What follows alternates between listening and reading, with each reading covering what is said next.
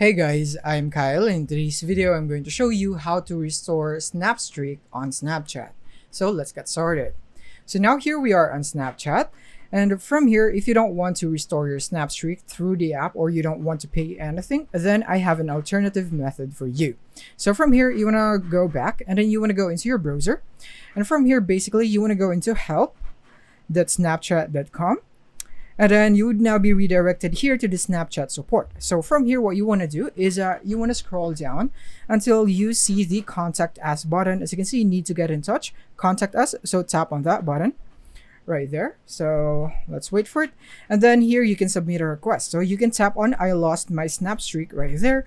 And there would be a notice right here that you can also restore your Snapstreak in the app. So if you have recently lost your Snapstreak, you can restore it in the app by buying it. So from here, what you want to do is in here, the next thing that you want to tap is that you can go for I'm having trouble restoring my Snapstreak right here if there are some errors. And you can also go for the other options right here. So I have feedback and I need help with my in-app purchase and so on, depending on the issues that you have.